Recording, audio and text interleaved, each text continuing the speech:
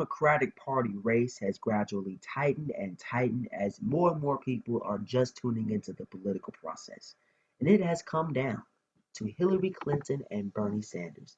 It's a two-way race that in all likelihood is going to stretch to the convention in July.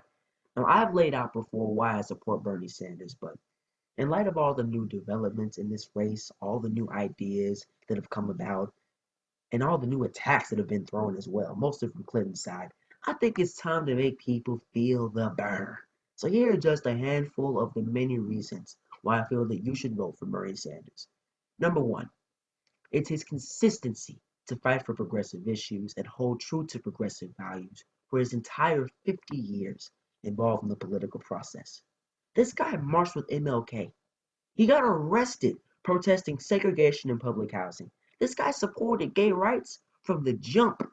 He's consistently called Wall Street out for their greed and their recklessness. And don't forget, the central tenet of his message throughout his entire career has been taking on the plight of the common man and trying to close the gap between the rich and the poor. Here's a clip of vintage Bernie Sanders back in 1986.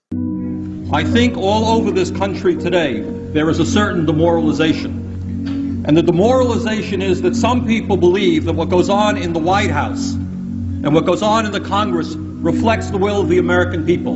And by assembling here today as the Rainbow Coalition and its other groups from 46 states in America, what we are saying very loud and clear is that Ronald Reagan and his billionaire friends do not represent America, but we do.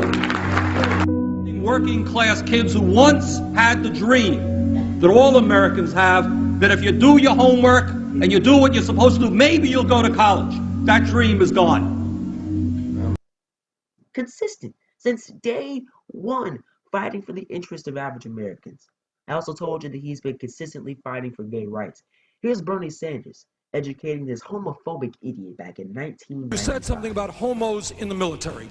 Was the gentleman referring to the many thousands and thousands of gay people who have put their lives on the line in countless wars defending this country? Was that the group of people that the gentleman was referring to? I'm talking about the military. People in the military do not support. That's not what we were talking about. You used the word homos in the military. You have insulted thousands of men and women who have put their lives on the line. I'm talking about you and liberals like you that keep the... I told you, this man has not changed or flip-flopped for 50 years. Here's one last example. Here's Bernie Sanders opposing the Gulf War back in 1991. Mr. Speaker, we should make no mistake about it.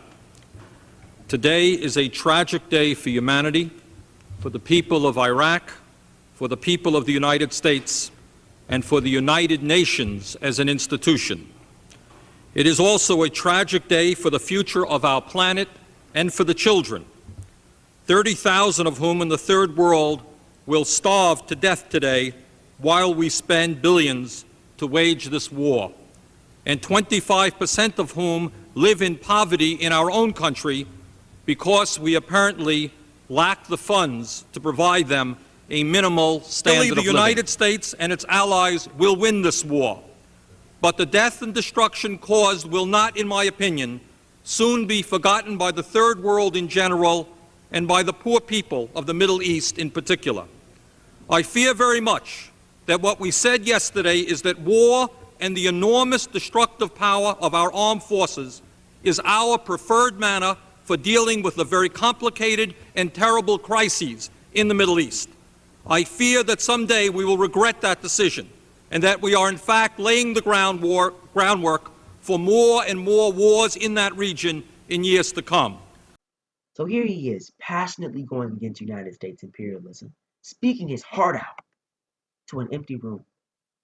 He's a consistent and a diehard progressive. He isn't like the rest of these Washington establishment politicians where they say, oh, I'm a liberal, I'm a conservative, I'm moderate. They say they prescribe to a certain ideology on some issues, but they'll just completely abandon it if the political winds turn on others. And this is why consistency matters.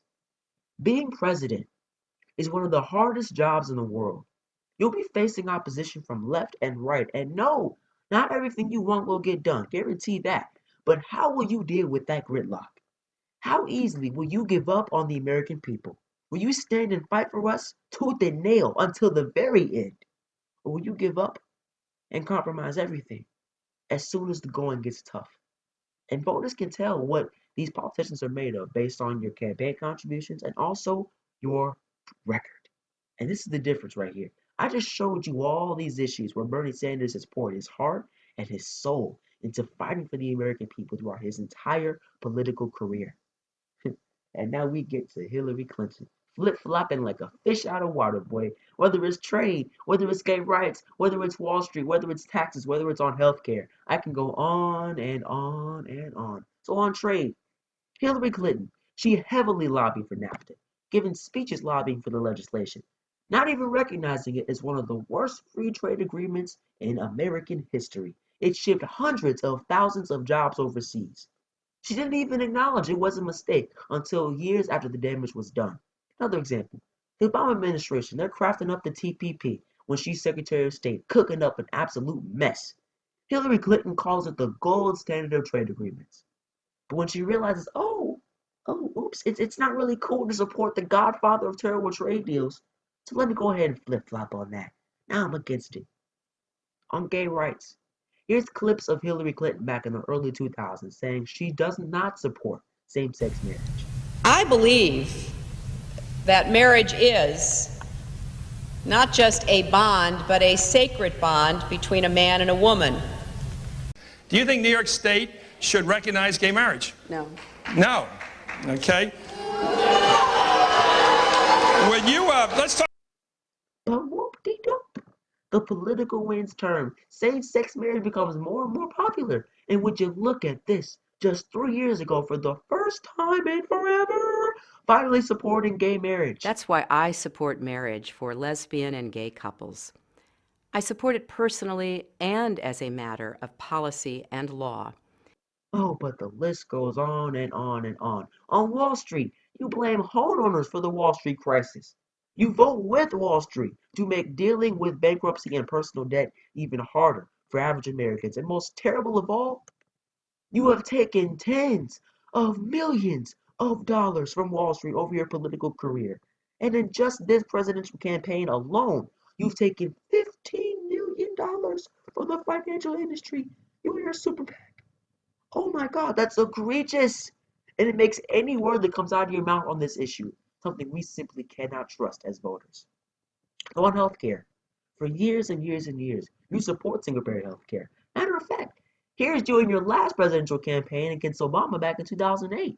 I am here to say that it is not only wrong, but it is undermining core democratic principles. Since when do Democrats attack one another on universal health care? I thought we were trying to realize Harry Truman's dream. I thought this campaign finally gave us an opportunity to put together a coalition to achieve universal health care. Quote, since when do Democrats attack each other on health care? Well, I think it's when you and the rest of your campaign started to feel the burn, Hillary. You saw Bernie Sanders in the rearview mirror, and you start slinging mud and showing us yet again why you have no principled bone in your entire body.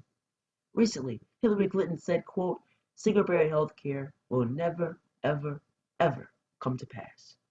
She's completely abandoned single-payer health care, saying let's simply build on Obamacare and wait and see where we can go. Let's wait and build. As 29 million people go without health care, and we pay the highest cost in the world for prescription drugs, and the government drives up its debt and deficit, continuing to pay for a system that does not work, and 45,000 people each year die because they don't have access to health care. Brilliant plan, Hillary Clinton. Now again, why does any of this matter? What does Bernie Sanders' brazen consistency and Hillary Clinton's pathetically constant flip-flops have to do with anything? Again, it comes down to who we can trust in the Oval Office. Who do I trust to fight tooth and nail for me and the rest of the youth to get a better K-12 education and be able to do at least access higher education? Who fight to stop incarcerating my community? I'm black. And who will actually provide jobs and investment for my community? Who do I trust? Will not simply abandon me and the rest of the American people when the political winds start blowing the other way. Is it Hillary Clinton, who on a whole host of issues has flipped and flopped and simply cannot be trusted? Or is it Bernie Sanders, who has consistently hammered home the exact same message for 50 years? I trust Bernie Sanders, and I think the answer should be obvious if you simply look at the candidates' records. Now, second reason why I support Bernie Sanders. This reason can be encapsulated in one phrase. It's incremental change versus progressive revolution. These are the two candidates' philosophies on how things can actually be accomplished in Washington. Hillary Clinton, she is dealing in the same old Washington philosophy where she says, I'm simply going to go to work and I'm going to compromise with my political opponents so we can find the best solution for the American people. And this right here is where I need everybody to listen very, very closely. This philosophy is deeply flawed because it is not updated to the current political reality. We are in a time where billionaires and huge corporations are able to literally buy elections, and they've done it successfully. The vast majority of our politicians are now sold out to special interests on the key issues. That's why we get nothing done, for example, on climate change. Any reasonable person will want to work with you to save our planet. It's not partisanship. It's not that they simply don't want to get along. It's that they are sold out to the fossil fuel industry. The Republicans, they are beholden to the Koch brothers and ExxonMobil. Don't believe me? Look it up. It's true. OpenSecrets.org. It'll give you the whole scoop in a side of fries. Another example. That's why we can't get anything done for universal health care. You think all the Republicans, they all want to make millions of people go without health insurance and make thousands die without access to health care? You think they all personally want that? You think Mitch McConnell wants that? You think John Boehner and the rest of these idiots want that? No. It's because the insurance companies, they have spent millions in lobbying and campaign contributions. So now, the Republicans are simply protecting their hind parts and holding up their end of the bargain by opposing common sense healthcare reform. That's what Bernie Sanders means when he says now is not the time for establishment politics and economics. That's what he means when he says a political revolution, that we have to march to the steps of Congress and change every Senate and House seat possible and demand progressive change. And guess what? Hillary Clinton will get laughed out of town with a bus ticket by the Republicans if she simply reaches out her hands and says, let's work a deal. The Republicans don't want a deal. Get it through your head, man. They want to protect their donors and protect the special interests because that is who they are beholden to. I hate to say it, but that is the current political reality.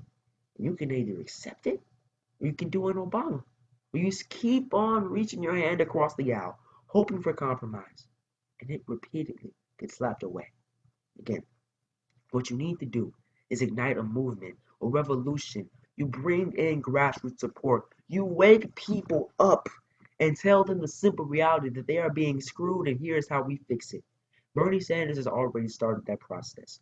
Nearly 4 million donations, shattered Obama's record, spoken to hundreds of thousands of people at rallies. He's energized the youth. He's dominating amongst millennials. He has built a revolution. And in the current political circumstances, that is the only way that we get real change, by getting money out of politics and cracking skulls with the power of the people. The whole getting things done and compromising method of the Clintons and Obama, it is simply not updated to the current political circumstances. So that's basically it. I've covered the basics and the most poignant reasons to vote for Bernie Sanders. Hillary Clinton would be a better president than any Republican. Please believe that. And if she ever makes it to the general, I need y'all to vote for her because we can now have a freaking Donald Trump or a Ted Cruz in office.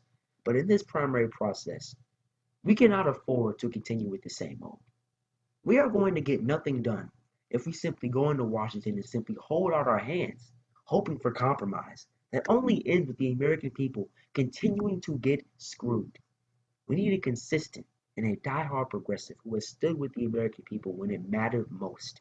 And we need that person to go in with them, behind them with a political revolution. That's the only way that we get real change in this political circumstances. Bernie Sanders is not a perfect candidate by any stretch of the imagination. I certainly disagree with him on a good number of issues, but the revolution that he has built is our only shot at bringing real progressive change to America. So that is why you must vote for Bernie Sanders.